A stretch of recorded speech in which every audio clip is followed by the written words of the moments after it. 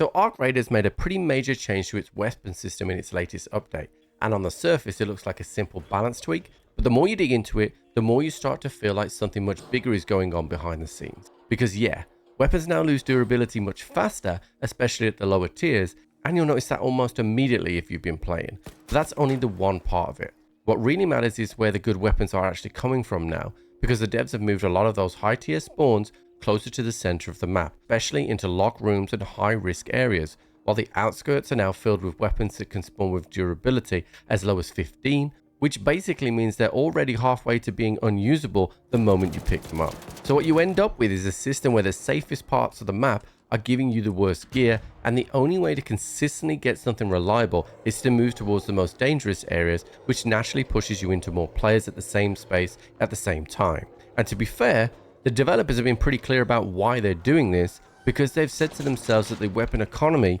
is getting out of control, with players who avoided PvP ending up in what they call a chronic state of weapon accumulation, which is a really important phrase because it tells you exactly what they're trying to fix here. They do not want players stacking gear endlessly anymore. They want weapons to feel temporary, they want you to use them, lose them, replace them, and most importantly, they want you to fight over them. And that's where things start to get really complicated, because Arc Raiders has a system in place that rewards the exact opposite behavior. If you've played for a while, you'll know that if you avoid shooting and staying out of fights for long enough, the game starts putting you into friendlier lobbies, which naturally encourages a slower, more cautious playstyle where you're not constantly chasing PvP. And over time, a lot of people just figured that out and optimized around it, which is why you started seeing a more PvE style gameplay emerge, even though the game is technically still PvPvE. But now with these changes, that entire loop starts to break down, because even if you're in a friendly lobby, the best gear is still in the middle of the map, and everything else degrades so quick that you can't really rely on it long term.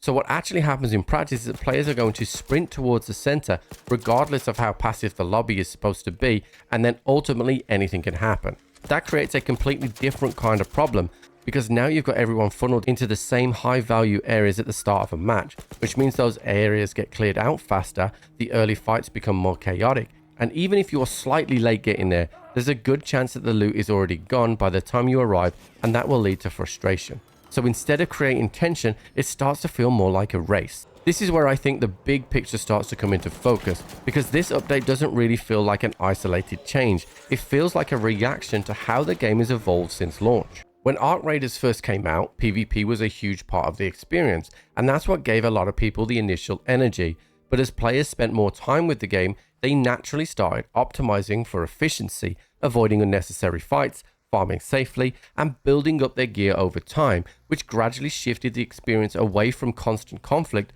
and more towards controlled progression. Instead of fighting that immediately, the developers actually adapted to that, adding systems like friendlier matchmaking to allow that playstyle to exist, which made the game more accessible but also less intense. Then over time, the player numbers dropped and the weapon economy started to break, and now what we're seeing is the developers tried to pull the game back towards the original vision of a more traditional extraction shooter, where high tier loot comes with high risk and where PvP isn't just optional, it's something that you're expected to engage with. The problem is, you can't just flip that switch without consequence, because the player base has already adapted to a different version of the game. So now you've got this situation where the systems are pulling in one direction and the players are used to another, and even the identity of the game itself starts to feel unclear. That becomes even more obvious when you look at the lore of the game, because at its core, Arc Raiders is supposed to be about players working together against the Arc, surviving in a hostile world through cooperation and shared objectives.